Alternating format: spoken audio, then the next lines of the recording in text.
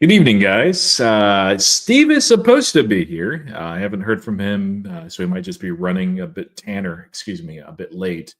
In case you're tuning in, you're like, what happened to FinTech Friday slash formerly known as SOFI Weekly? We will be doing that tomorrow. I don't have the time yet. Tevis, of course, is still traveling in the Vatican City, advising the Pope. Maybe not, but or Tevis rather. And Tanner is late as always. Wanted to be late enough to have it tomorrow, so we're going to do that tomorrow. Since we're waiting on Steve, we will talk. If Steve isn't able to make it for some reason, a little bit of CRM just because that's in the title. But today feels like a good day to celebrate this. So I know a lot of you guys are also SoFi shareholders. Man, what a ride this has been. And I think we can just take a minute and just be like, all right, this is great. This is one of those times where, if you look back in the last year, people were for the longest time, and this is frustrating holding back here, at $8 range. And then it got smacked down, of course, during the tariffs, back under single digits, just as we were having momentum. All right, we do have a special guest. There he is. Steve, how you doing? I completely lost track of time. Sorry. No worry, brother. I was just doing a quick celebratory moment, which tomorrow we'll do FinTech Friday, I guess on Saturday. We'll talk more about SoFi, but man, almost $30, Steve. I know CRM, we're going to talk about that in just a second, but what do you think about SoFi? What's not to like? Yeah, the market likes it. What do you think was the biggest change in the narrative? Because we see this with a lot of stocks where they're executing, the company's doing very well, and the market just doesn't care. And maybe Salesforce is one of those too. Is there a single thing that you could point to for SoFi, which is I think that this was really the momentum shift? No, I'm trying to figure out why all of a sudden, look, obviously, getting to 2020 was a milestone again, and then getting to 25 was another one. I don't know that a lot of people would have thought we would be knocking on 30's door right now. So I think rate cuts had a lot to do with it. And I think people are actually believing Noto that they're going to be able to really monetize rate cuts by more originations. And I think people are really starting to believe that this is going to be a really big company. I'm a little surprised that we scaled to 30 as quickly as we did from 25, but I'll take it. Yeah, it's higher than what my price target was. They have executed. You look at the previous quarter; it was just impeccable. So exciting times, and it doesn't feel like the company's egregiously expensive. I don't think it is here. So, but the nice thing is about it being a long-term shareholder, we can just hold and let the company execute, and hopefully our covered calls don't get buried. $1.40 today is wild. Yeah. Look at a 1-year chart. I can bring it up if you want, but I'd rather you bring it up. Yeah, I've got it here. Yep. This is a breakout. The last week is a breakout. No matter how you want to look at that, that's a breakout. I'll do it on the weekly. So the question is, does it hold or not? I don't know. Yeah, so it might, and I don't know. It'll be interesting to see how many of those tranches Noto and team get. The 25, 35, and 45. It has to hold over 30 days as far as a weighted average based on volume.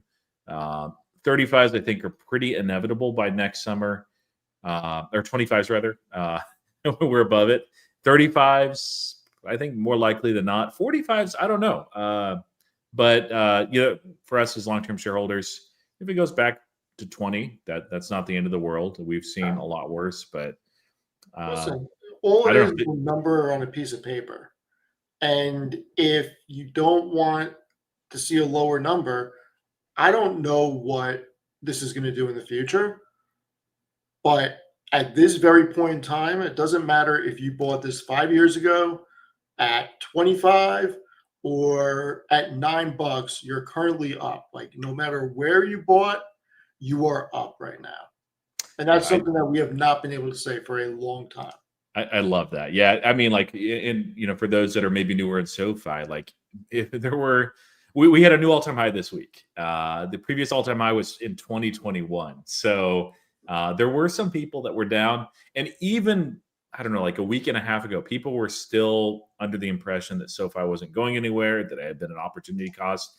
Frankly, give me 266% gains off of any ticker any year, and I'm extremely happy. I mean, I'm good with 50%. So, and Duck, yes, the answer to this debate was yes, buy both.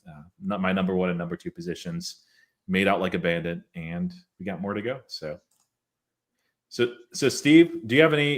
You might have an answer to this, and then we're going to pivot to CRM, which is the main event. I really want to hear from you. That's going to be interesting.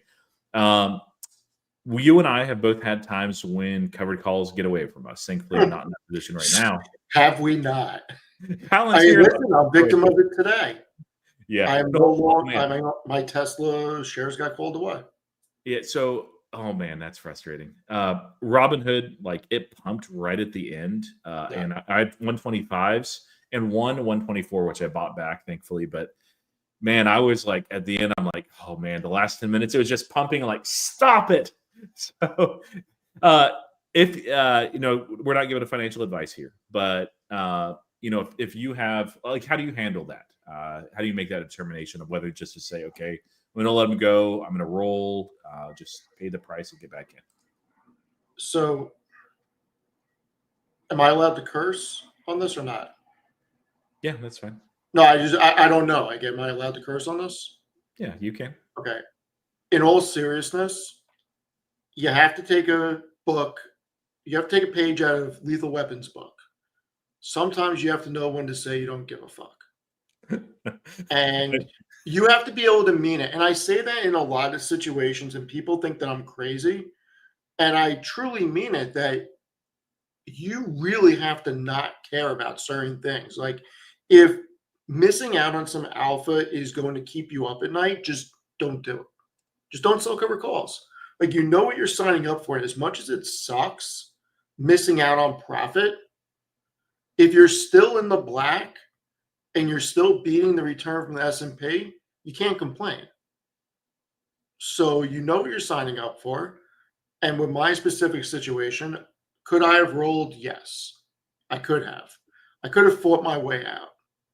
It would have taken 3 years at this point, and I would have had to roll to the end of 2027 to get somewhere to where I didn't have to take any money out of my pocket and use somebody else's money to get me to a share price that was right around where I needed to be versus where Tesla shares currently are trading.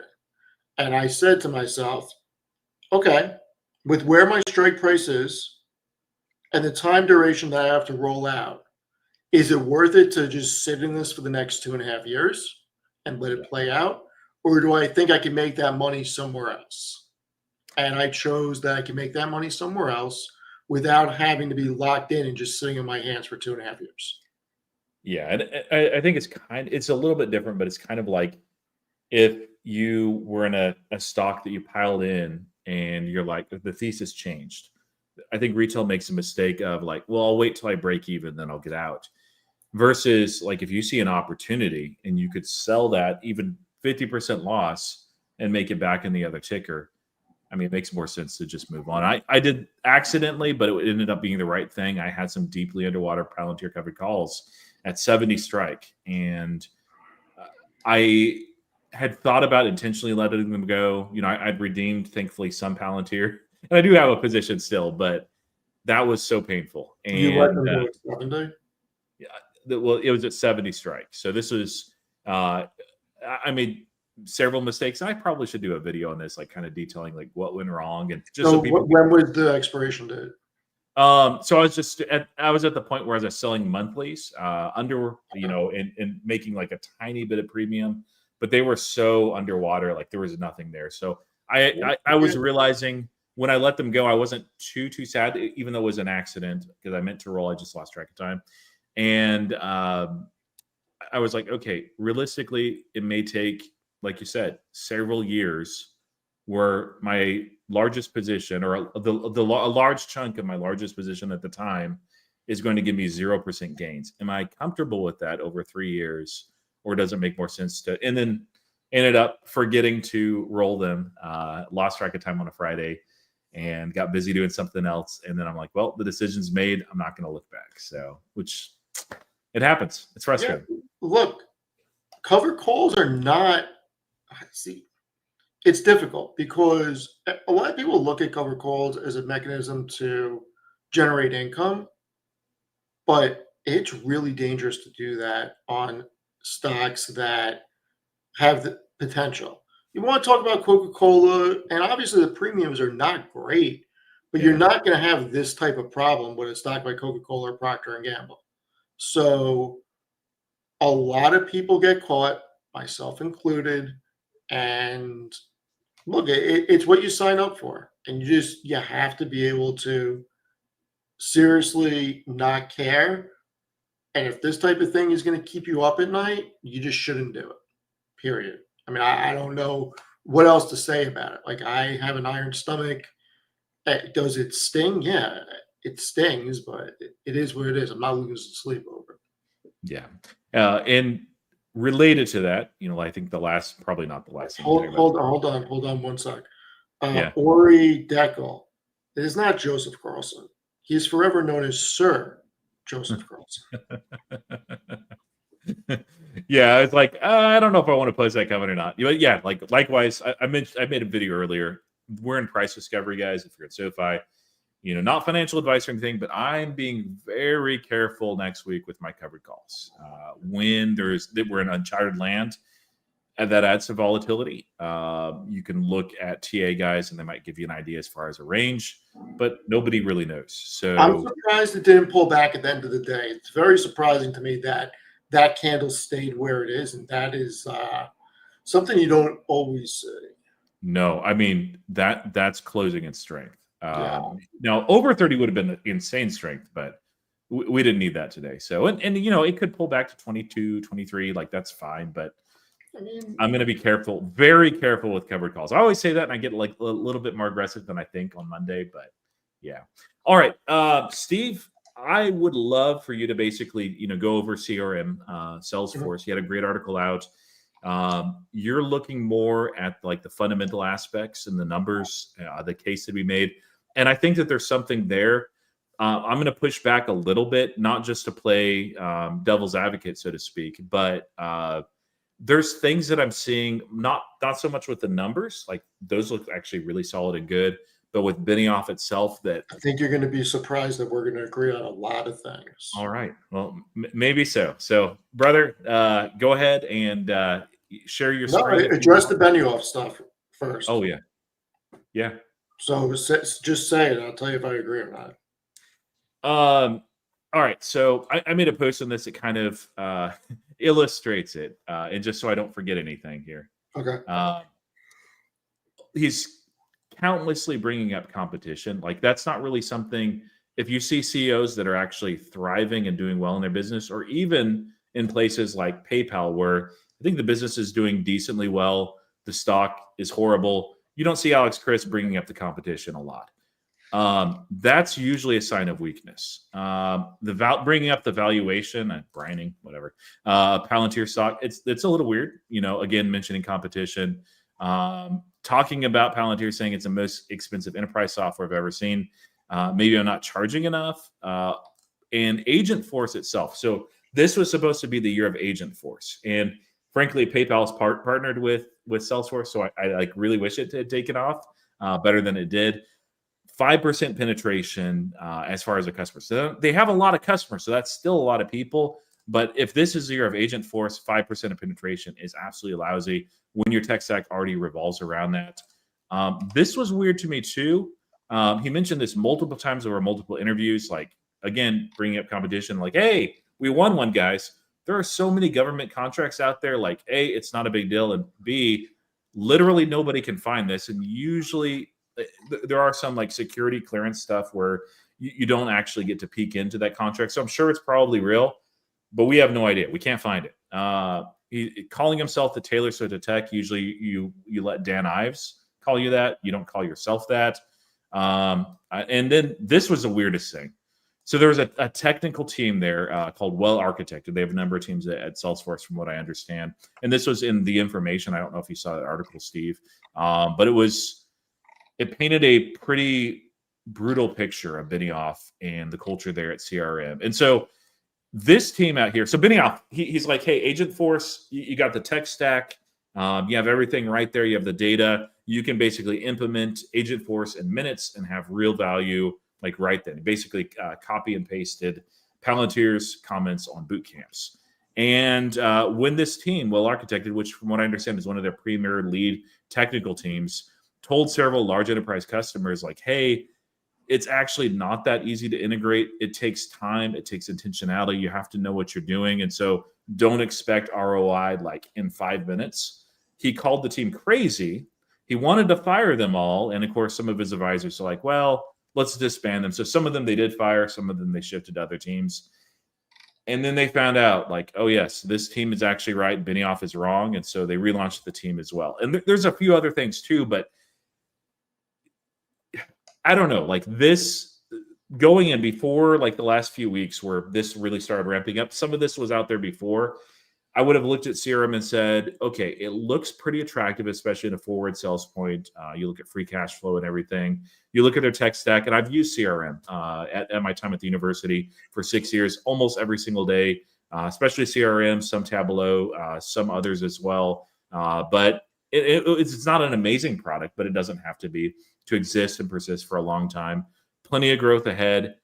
But with Benioff acting the way he did, I think that, and then I forgot the last piece is he mentioned a number of times, like, we're not a dying business. Like he keeps repeating it and nobody's saying that, which is like, I don't know, man. Something clearly seems like it's gone very wrong. And part of it for sure was his assessment of their own product. But this makes me actually really question and say, okay, we know what the numbers are right now. We know what they'll probably do the next quarter, maybe the next few quarters. But like long term, is he realizing like, hey, we're just sunk? So a lot to unpack there. Yeah. I have my own theory that I haven't necessarily said before. So I'm going to say it now. And before I do, I'm going to say I disagree with him bringing up other companies by name. As somebody who doesn't work for either company and is a shareholder of both companies, I feel it's fine for me to be critical of companies, but I don't think as the CEO of Salesforce, which is one of the largest companies in the country, I think it is not the best look that he continuously brings up Palantir. Now, I believe that he is doing so because he is annoyed and frustrated that Salesforce has been putting on the Dreamforce event that shuts down San Francisco annually for however long. I mean, it's been probably a decade or more now. And the fact that Palantir is getting all this buzz, and it's not just Palantir, it's Robinhood, it's SOFI with, I think the idea around financial news has changed dramatically. And there are companies that get a lot of attention, whether people want to say it's credible, whether people want to say it matters or it doesn't matter. The bottom line is there are trending tickers on platforms. Salesforce is just not one of them. And it's not something that a lot of people talk about. And I think that he's annoyed that they spend all this money on Dreamforce. They invite all their clients out and everything. But Robinhood and Palantir are taking a different approach, and they're embracing retail. And they're getting all this attention from retail. And I don't think he knows how to deal with that. And I think he's really frustrated for the fact that Palantir is a $375 billion company right now, $400 billion company right now. Yeah. It's a $400 billion company, and they do, let's be honest, they may not even do $4 billion in total TTM revenue after this quarter. They're going to be on the bubble. Now they will after the full year. Yeah. But Right now, they're about 3.66, I think, if I remember correctly, and they'll probably be around 3.8 or so on a trailing 12 basis after Q3 is in the books. So Yeah. he's sitting there like, let's put profitability aside. Palantir does, let's just round up, 4 billion revenue. Salesforce does 41 billion revenue. Yet Palantir has $150 billion market cap, more market cap. And then if you start bringing in profitability and you look at free cash flow, so Palantir does 1.1 or 1.2 billion in free cash flow on a TTM basis, and Salesforce is doing 12.5 billion, and they're a smaller company. I mean, nobody's knocking Palantir's growth. And look, Palantir is going to do, based on my calculations, 49.8% next quarter, year over year. It's insane what they're doing. It is. It's and insane. they Every just got that. metric is amazing. And they just got that huge UK contract. UK contract. Yeah. They're firing on all cylinders. The story is going to be, what is the numbers going to be next year? Are they going to be able to maintain 30% plus or 40% plus? I think that's where we're at. Like, what band are we going to be in? But from a valuation and a fundamental standpoint, it does not make sense that Palantir is where it is, because it, at this rate, is still going to take them 6 or 7 years to do the free cash flow that Salesforce is doing today. So you're paying for so much future growth at today's valuation. And let's face it, no company has withstood this type of price to sales. Yeah. And I think Benioff's really annoyed, and he can't figure out what is going on. And part of it, honestly, I think that more companies need to realize that Robinhood changed the game with who buys stocks, because a lot of people, let me back up. Most people buy indirectly through ETFs and mutual funds through their 401k plan. The people that reach out to me about my opinion or just want to pick my brain are younger. They're not older. And when I talk to a lot of people my age and older, they're not really interested in stocks. And if they are, they're just investing in ETFs and that type of thing. I mean, it's the younger generation are the ones that are hyper focused on individual companies. And I think Robinhood really changed the game with democratizing finance. And I think all these companies are going to have to really understand that the Palantir model of embracing retail is going to work. And so before we get into the numbers, you kind of break down the case as well as far as valuation. Yeah. I agree. He's frustrated. But you think most of the frustration is like jealousy and being envious of Alex Karp, Palantir, the business, or is it more of a frustration of, because one of the things that CRM, it's part of their business model, frankly, and they do it, I would say, well enough, is they acquire companies, and oftentimes they're using some of their stock.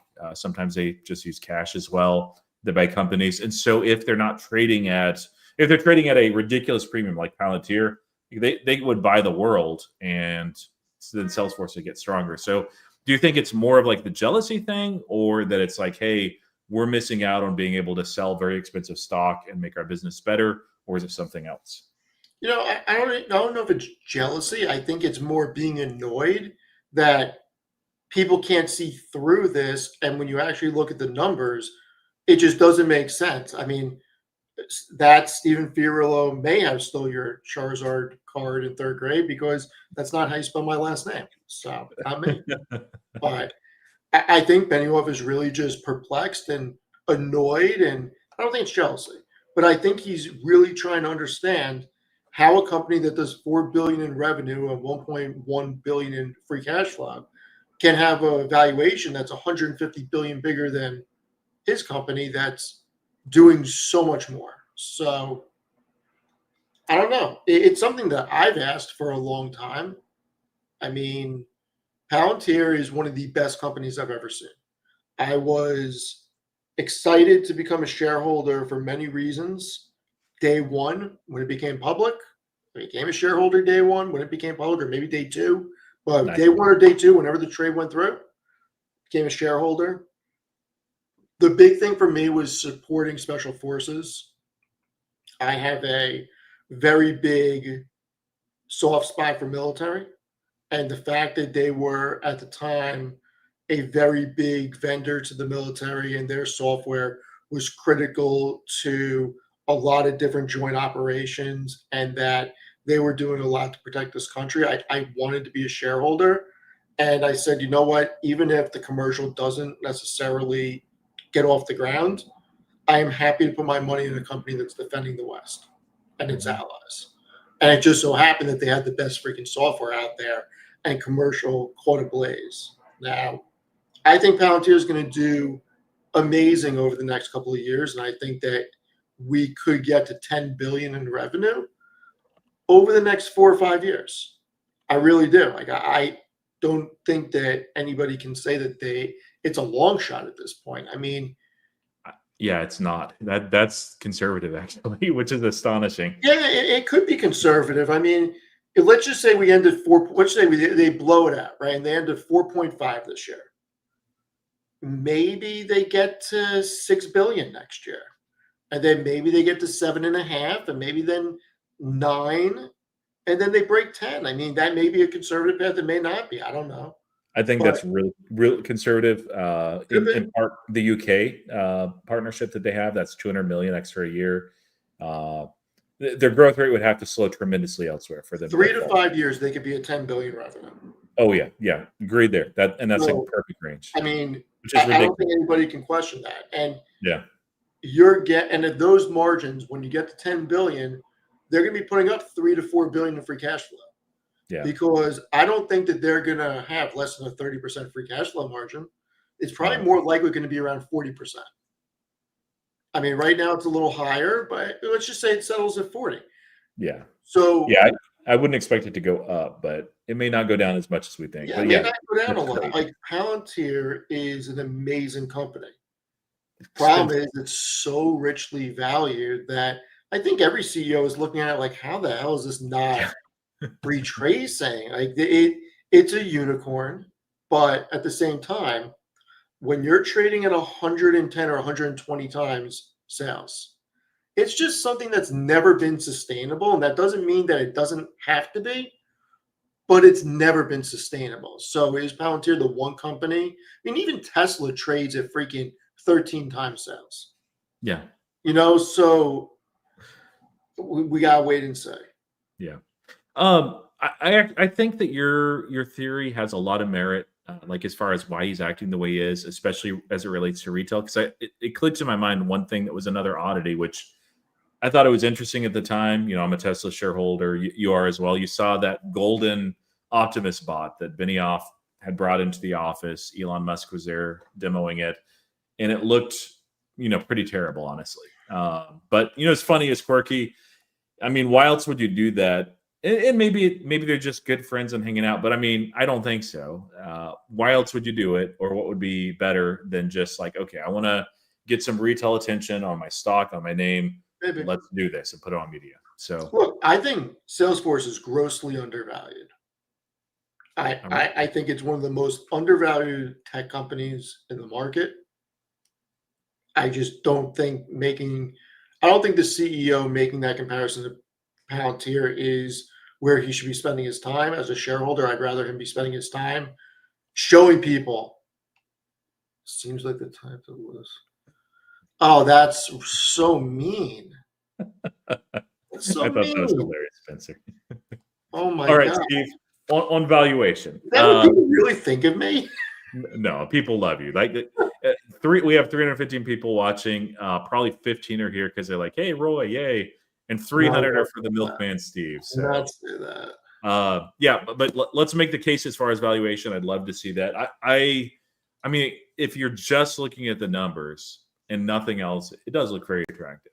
Yeah, I mean, look, here's the thing. And it's the same thing with PayPal, because I feel like it's on the road to be the next PayPal instead of where it should be. Yeah. And PayPal is also grossly undervalued. So you can you don't have to bring all those up, right? It's But hilarious. it is much harder when you are a $40 billion company to Yeah. grow at a high pace than when you're a smaller company.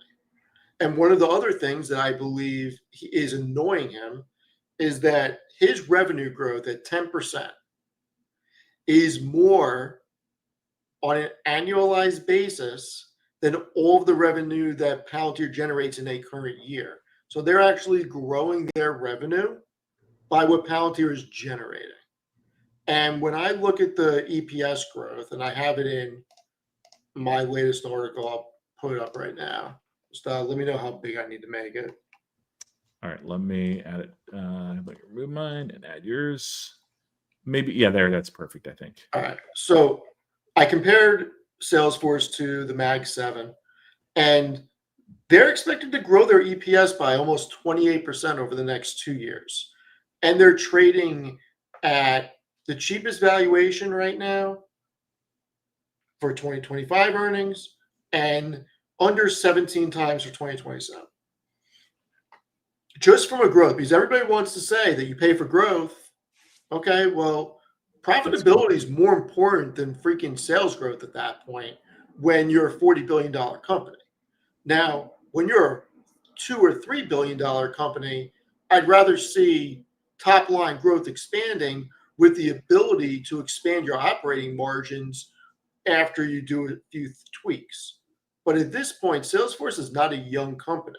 So EPS growth is very important. And the fact that they're 40 billion and they're still able to grow their top line at 10%, I mean, this is a lot of growth and you're getting a great valuation for the numbers. They are doing a big buyback campaign, I think around $7.5 billion. And when I look at this, this is not a company that's dying at all. They're generating a ton of profitability. They have great margins. They have top line growth, and they're utilizing their capital to buy back shares and pay a dividend.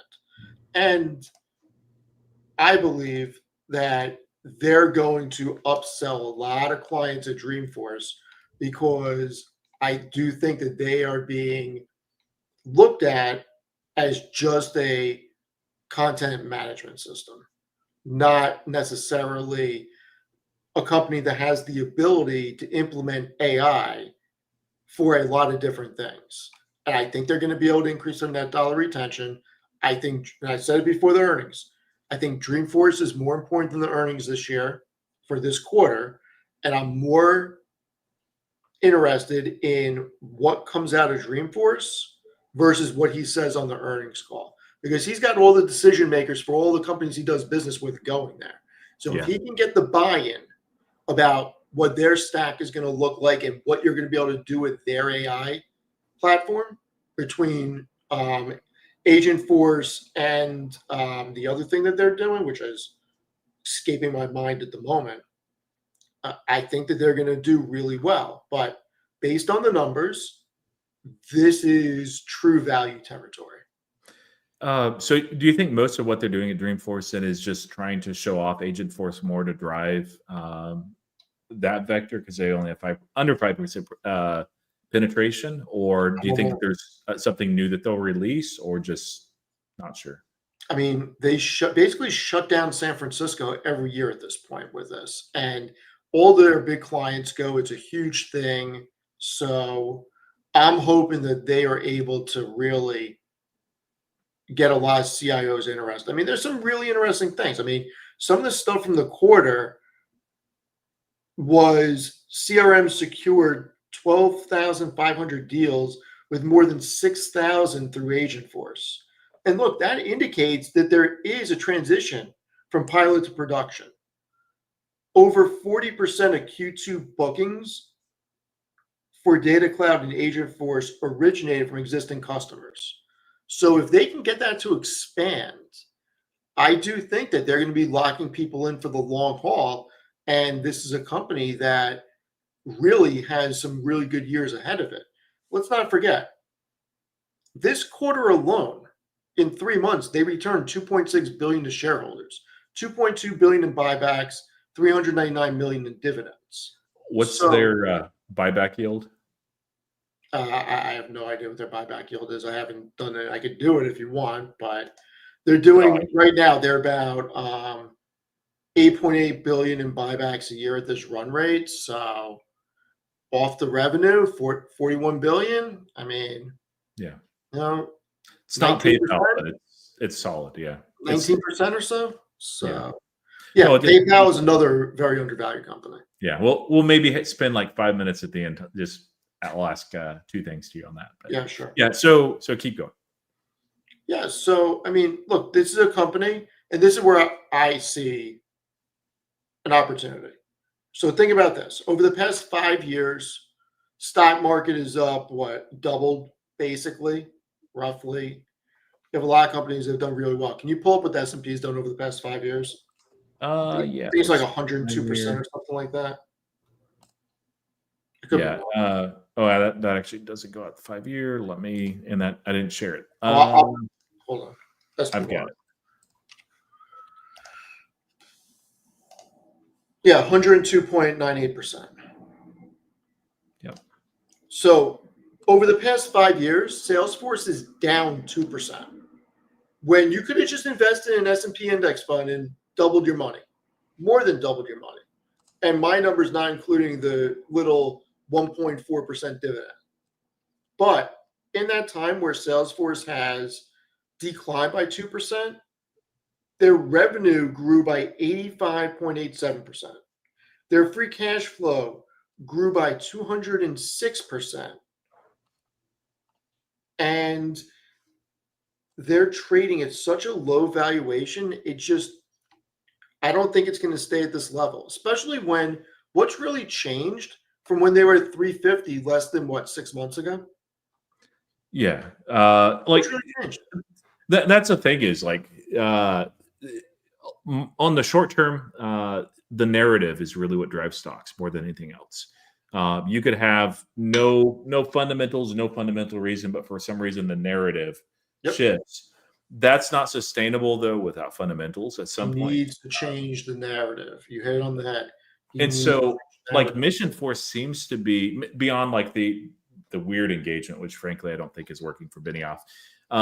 Mission Force is one of those things where they're going after a lot more government sales specifically. Like before, they had those that just wasn't really a focus.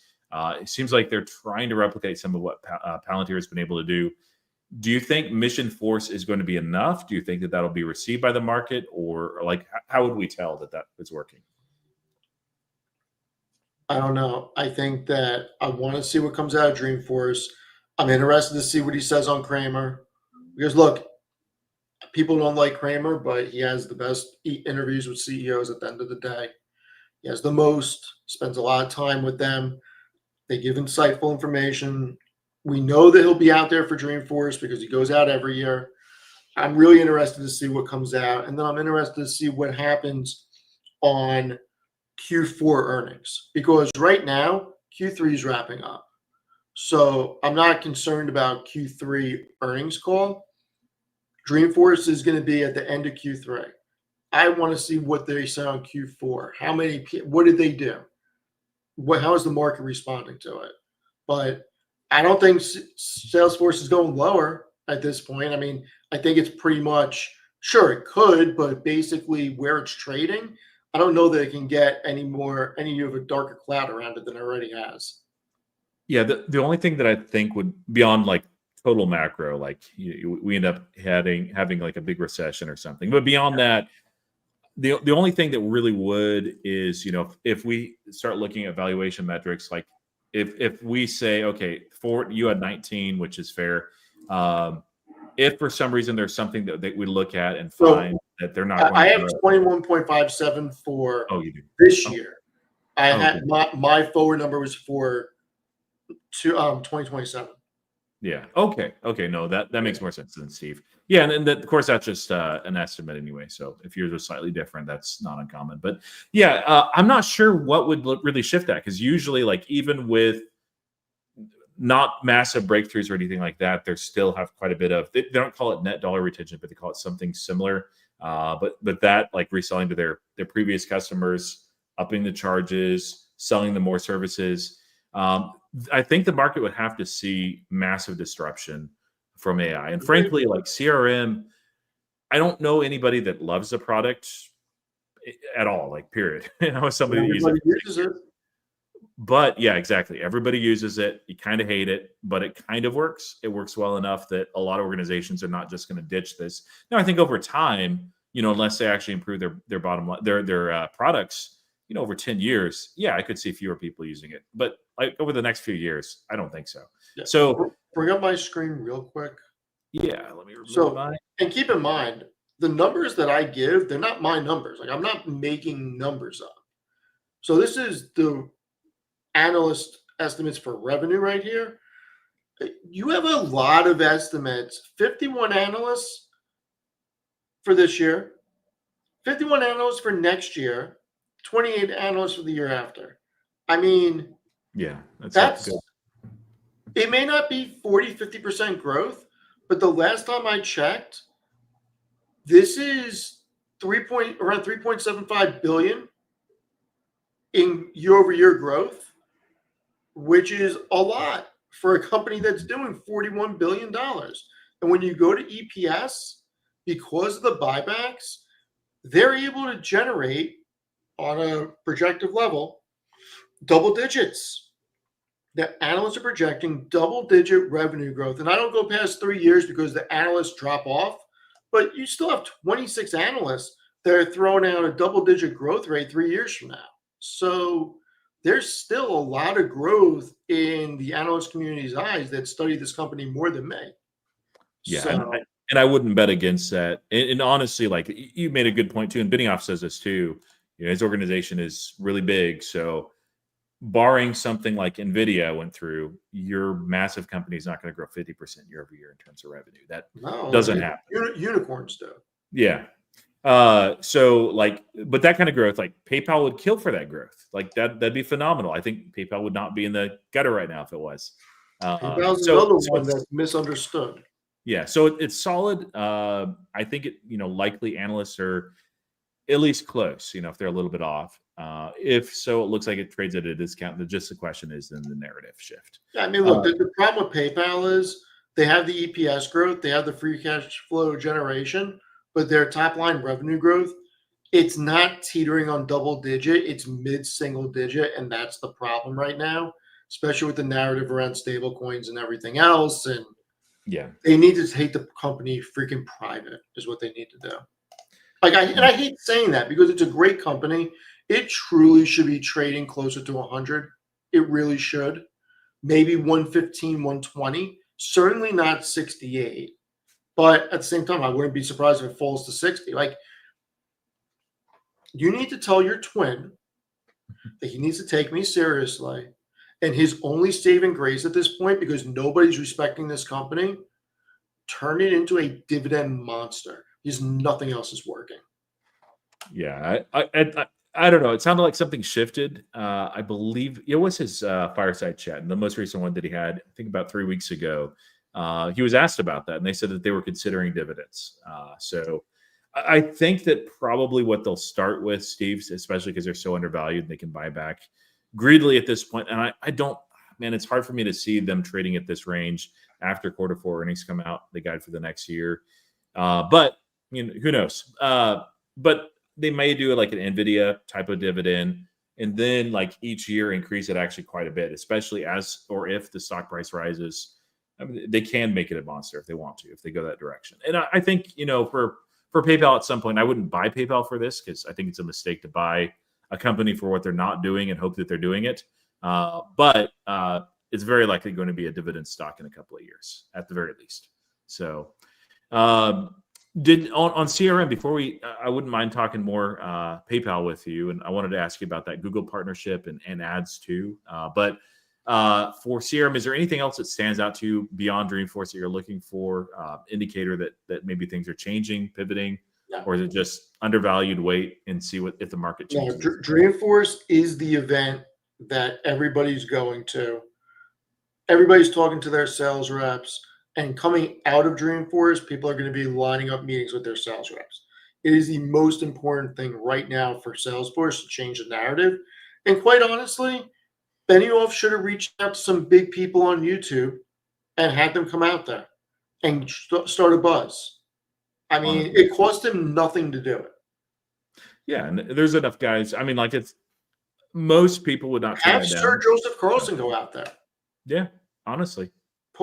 Get him out there, have him ask questions, get a fireside panel, whatever. I think that they should do it. Yep. Yeah. If they're listening, take Steve's advice and do it. If you want retail buzz, and I think that's probably what they're going for. So it's hard though. Like Salesforce, it's not that exciting of a company, and the actual technology is really not that exciting. So, but you could still get a buzz.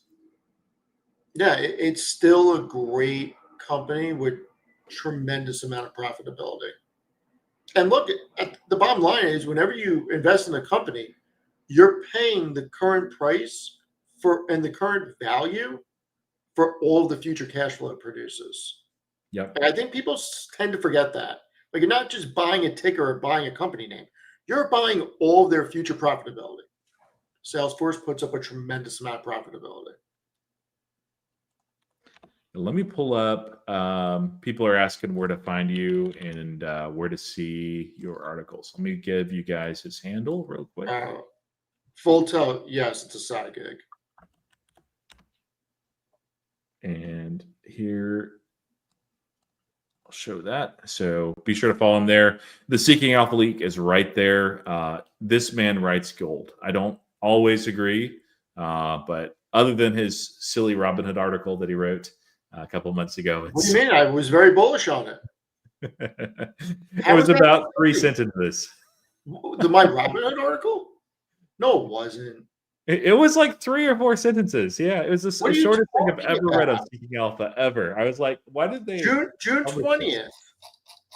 You didn't even read it. I'm pretty sure I did. Maybe I'm wrong. Maybe I. Dude, now I gotta share my screen. You didn't even read it. Your favorite company. All right. Here we go. Oh, let me remove. There we go. Add there. Yeah, perfect. 3 sentences. Oops. Yeah, so that's the opening. Oh wow. Yeah. Okay. I missed it then. I don't know why, but it didn't show. I must have not been logged in. I went pretty deep on this. Yeah, man. I'm just wrong there, Steve. Like I went really deep in the paint on this. Man. No, I got to go back and read it then. I read it and I was like, oh, that's a silly article, but I must have not been logged in. And they gave it an editor's pick. That's how deep in the paint I went. Yeah. And it's up 59% since then. Jeez. Crazy. Yeah, that's the craziest thing. Man, we tried to get you in early, but at least you see it. Now, you guys tried. I know you've been using Hood some too. You see the thesis there. It's clear that the company is excellent. Is there a point where can you bring that up? Why is this guy Arthur Rogers trolling me? Freaking PA. I never wrote an article on Plains All American and deleted it. Why would I do that? I've written over 1,000 articles on stuff. I've never once written an article and deleted it. Yeah, I don't know what the beef is with you. I think he's a Joseph Carlson fan, and probably. Yeah. Which is fine. Oh, here is thank you, Duck. That's Steve tried to debate him and got exposed. You should go back and read everything. Like I don't know what to tell you. You should read everything. He did not want to talk. Oh yeah. So. I love this comment here. Did Steve just try to sabotage Joseph Carlson? No, I know that people say that he's a big Salesforce guy. He should go. Sir Joseph Carlson should go out there. Then you have him come out there with other people. Yeah. I mean, I truly think that. Oh yeah. No, I think that'd be good. We should embrace that. And I know he may not be your favorite, but I think a lot of people listen to Joseph Carlson, and he's a really level head. I've never listened to his stuff. I hope that he's good, and I hope that people enjoy what he says. I think your name is catching on. But yeah, I agree. So anyway, Joseph Carlson. yeah. So CRM, I think we're actually more in agreement than I expected. That Benioff should stop acting weird if he wants retail. Benioff needs to knock it off and focus Get on somebody like Joseph Carlson. I don't know, like if Mission Force and Agent Force are really going to be enough, but a lot of growth is pretty much inevitable for CRM over the short term. So really, the question is if the narrative changes. But that's going to be the biggest thing. The guy get the narrative to change. There are, more details as well. If you guys are on Seeking Alpha, not a sponsor or anything, but read Steve's article on it. He breaks down. He showed you very little of what he actually breaks down. He goes deeply in there. And I can't remember, but I'm guessing that you use Coke valuation at some point. What valuation? Coke. I don't know. I see for which company?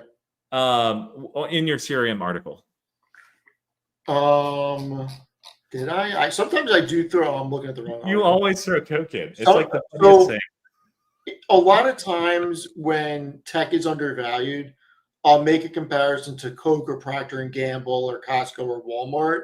Only because you're paying a higher valuation for something with less growth and that does less in profit. That's why I throw them in there. So hold on. Yeah. No, I didn't throw it in this time. It was probably the last one I threw it in. Yeah, it's more often than not. I think it's hilarious. Yeah, no, I do it a lot because it just goes to show you, and it goes back to my whole thing with NVIDIA versus Costco. Like, I'm sorry, but Costco's trading at 45 times 2027 earnings and has like 22% or 24% forward growth over that period, something like that. And NVIDIA's got 67% and trades at 23 times 2027 earnings. And oh, wait, they do all of Costco's net income in like 20 days. Yeah. Oh, I'm sorry. No, not 20 days. They do all of Costco's net income in like 11 days. Sorry. Something like that. Even better. No, I think 20. It's probably 20, around 20. But it's insane. Like the idea that we're going to pay or whatever. We don't have to go down that whole rabbit hole again. But that's why I use the old world companies, because you end up paying so much more for companies that are not growing as quickly. And this isn't a new company that is in hyper growth mode. You're talking about cash cows here. Salesforce is a cash cow. It generates over 10 billion in free cash flow. How many companies generate over 10 billion in free cash flow? There's a handful. Not many. A handful, but yeah. Not many, maybe 30, if that, something like that. I mean, they're in an elite group right there. And they're big enough, like average people on the street would have heard of most of them. So, yeah. Yeah, I think that there's some value plays, but I'm not seeing the deals or the opportunities that I did last year. I think the market's changed. I think we've had a tremendous year, and a lot of things have done really well, and there just aren't the obvious plays. Yeah, like SOFI. SOFI was obvious. Yes. Now, I obviously had a different opinion about what I wanted to see out of SOFI. I'm not complaining about where it is.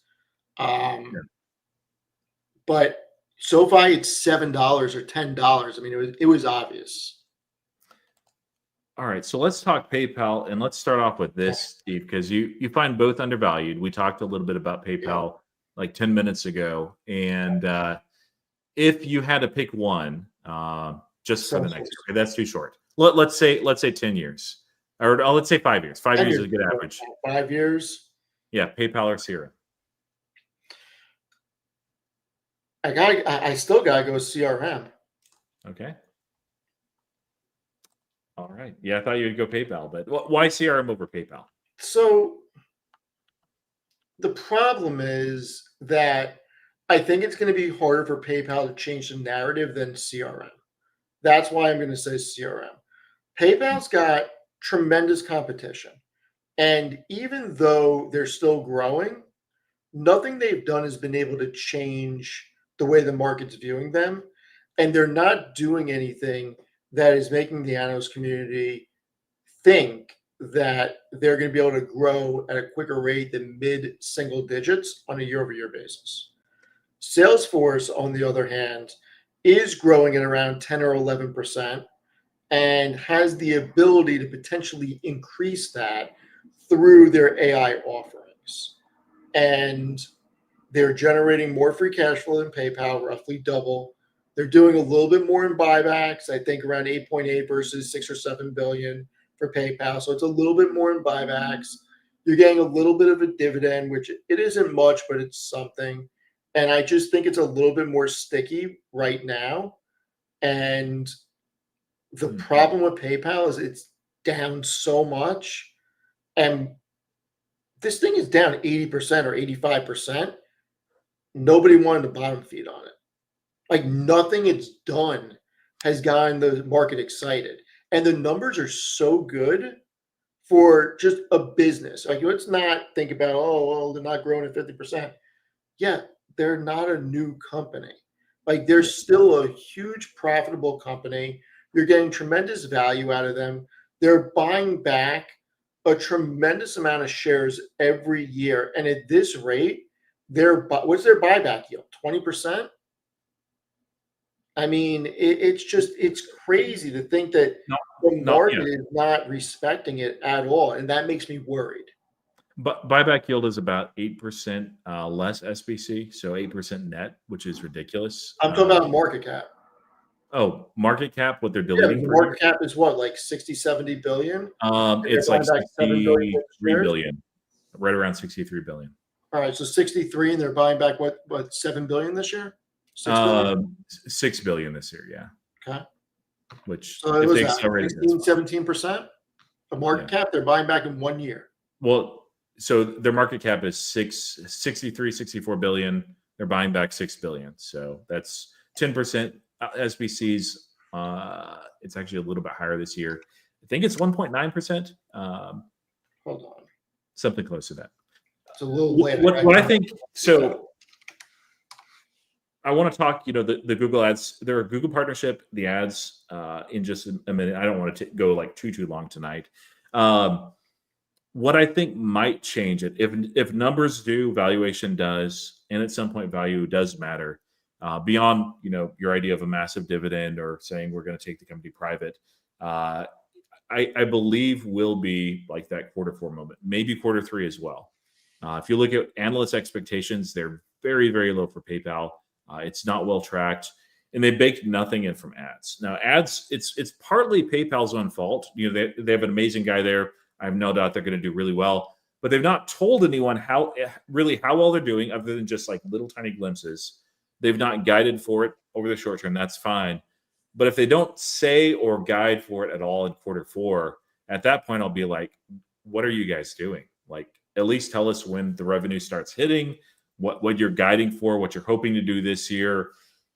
Put it out there so the market knows, because how can the market actually put a valuation on it if you're being silent and close-lipped, which I understand they want to make sure there's points in the board. But I think by Q4 earnings in January, there will be enough time. So if in January they show, okay, we're guiding conservatively, we're consistently beating that, free cash flow has come in the last 2 quarters, because you look at what they reiterated as far as guidance of $7 billion, that they will have about $5.5 billion over 2 quarters for free cash flow.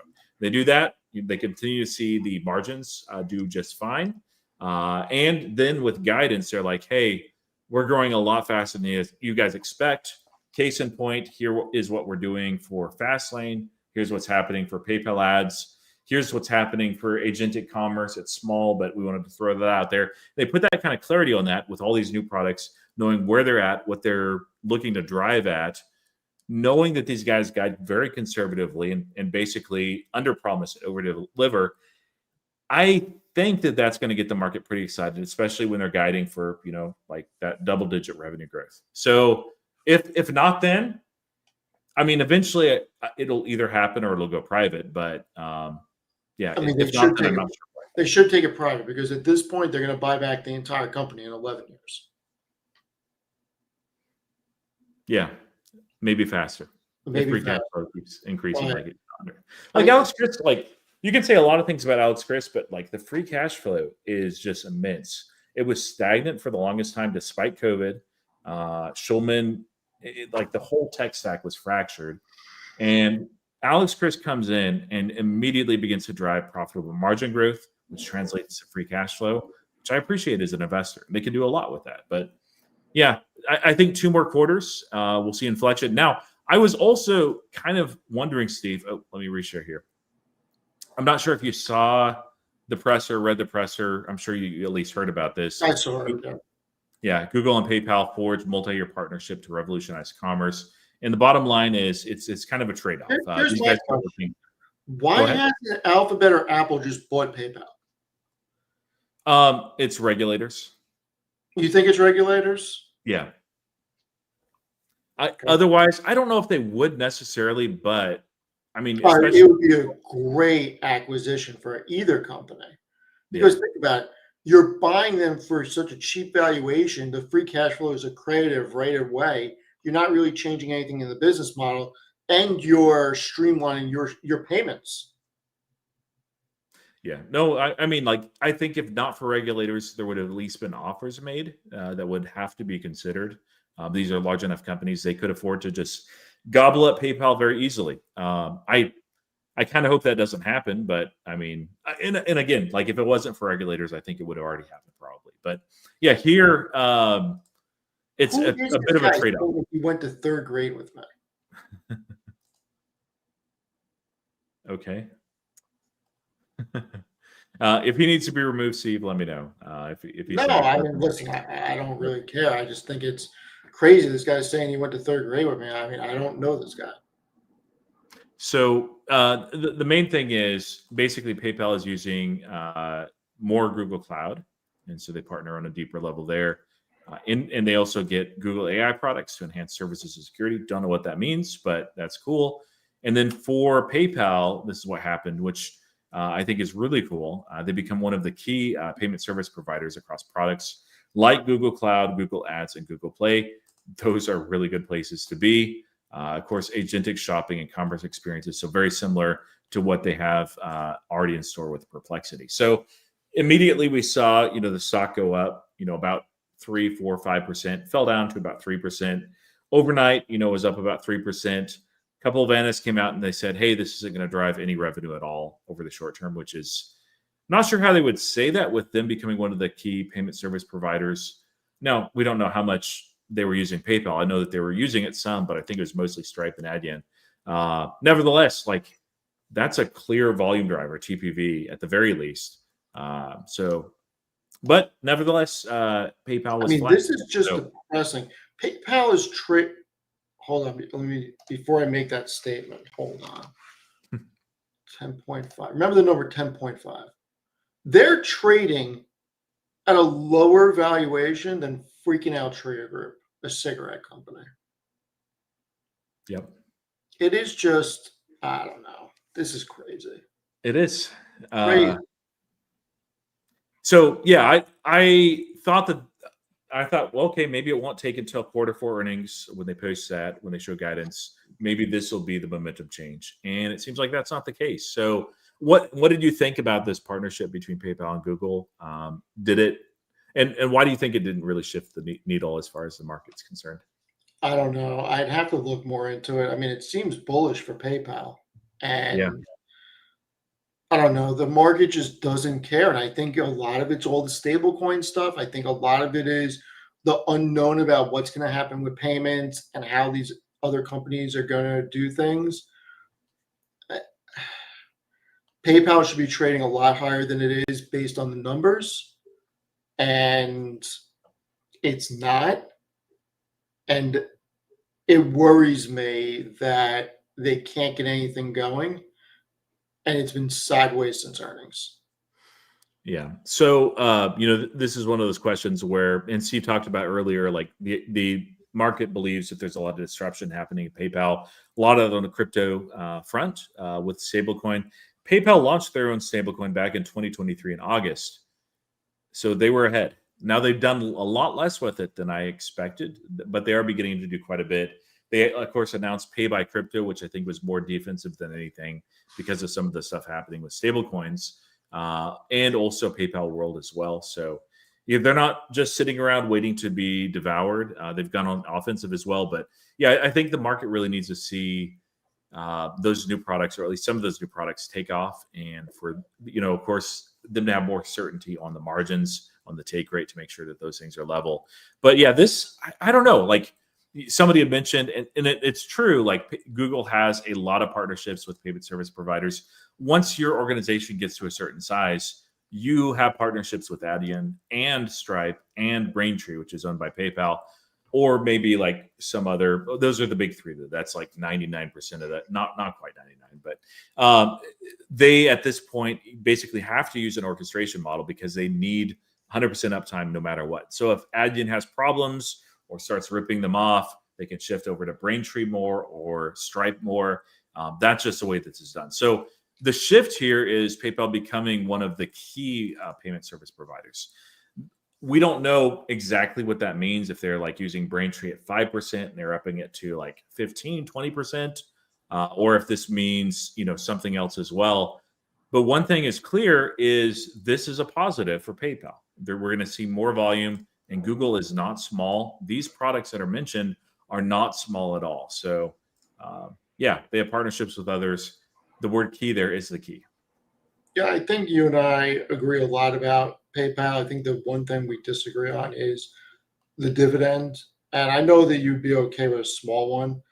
At this point, they've done everything that they can and nothing's getting anything excited. The buybacks are not getting the market excited. They've been buying back a ton of shares year after year, and the stock still falls. And I think it's time for them just to try a big dividend, go half and half. And I did the numbers in my last article. They can do, I think, a 3.5 or 4% yield and still buy back $3 billion worth of shares.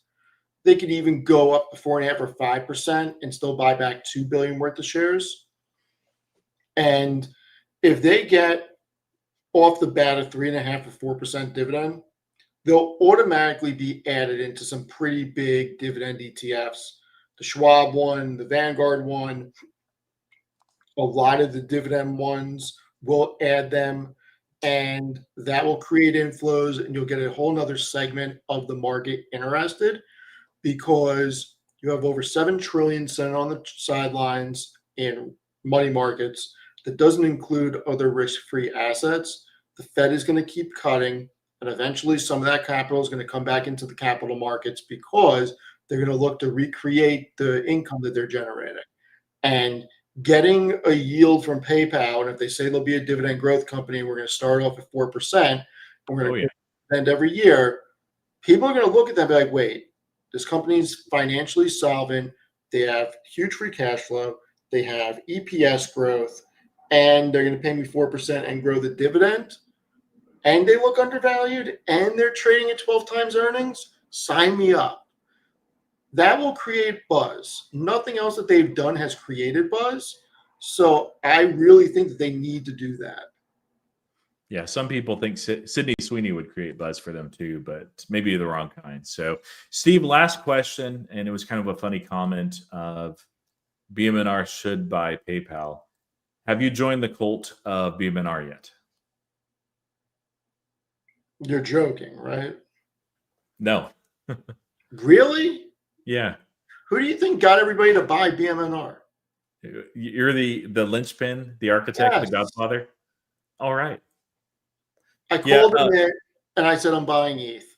And then I called him in and I said, I'm buying BMNR. I called Chris and I said the same thing. I put out an article about BMNR. When did I put it out? I didn't see it. Yeah. It's probably last week or when I was traveling the prior week. August 18th, a month ago. I put out an article on BMNR. Okay. I went really down the rabbit hole on it. Yeah, I may be the Pope of BMNR. Steve is a godfather, though. So, Matt, I didn't abandon XRP. I still have XRP. What's going on here? Steve DeZero. Well, I don't think so. No, BMNR, I'm in it. I've been in it, and I'm buying more. Long term, I think it's going to be really good. I'm really excited. And look, I think Ethereum is the thing that changed my tune was the Genius Act. I read through it. I looked through everything that these companies are doing. I looked at who's building on layer 2, and it all just makes sense. Yeah, and I don't know that we've not talked about BMNR, so that's man, I didn't know that. It just went right over my head. So I'll have to read your article. One of those things that you probably heard, but maybe you didn't, which was really interesting to me, is went into the Vegas conference, and there's all sorts of different stocks that are talked at the Robinhood conference, but the number one stock that was on people's mind was BMNR, and most of those conversations, Steve, sounded like I've had these also, around with some of the guys who ended up buying into the cult. But they're like, okay, we're not really crypto guys, but we do get it with Ethereum, how it provides real world value. And we trust Tom Lee. And so this is their first like crypto play of any kind. So that was pretty intriguing. The thesis is so simple that guys that are not crypto at all get it. Lee put it out there, and it connected the dots for me of, I was calling prior to this year the year of stablecoin, which absolutely right on. Wasn't mine originally, but I saw it too. But I didn't really know how to capture the value from that. Do you listen to the Bankless podcast at all? Oh, yes. You told me to. Yes. I started listening. Dude, you listen to like 2 or 3 of their podcasts, you'll be ETH pilled right down the go. It's crazy. Yeah, no, you mentioned it last Friday. We just weren't talking BMNR. So yeah, thank you for I'm in it. Yeah, thanks for getting Chris in. Good. Yeah. And look, I think ETH's going to do very good too. So we'll see. Well, a lot of bulls in the comments too, but I think we'll keep it short there, Steve, unless there's anything else you want to do. I did hear that somebody brought me up at the Robinhood conference and told one of the executives that one of their friends thinks the Robinhood platform is for kids, but they use it for crypto because it's cheaper than Coinbase. I may have been there when that story was told, and I may know the person you're referring to. So, yeah, I thought that was hilarious. But no, listen, I'll give Robinhood its credit. It is extremely easy to use. It is extremely efficient to use, and it is significantly cheaper than Coinbase. Yeah. So yeah, I'm very impressed with how cheap they are. Yeah, cheap, easy to use. It's a good platform. So, all right, we will then keep it short and sweet there. I've got Steve's X down in the comments. If you don't follow him already, be sure you do so. Especially check out what he does on Seeking Alpha. Great articles, including one that I missed on BMNR. So I have to go check that out, Steve. Steve, as always, thanks for joining us, and we'll see you next time.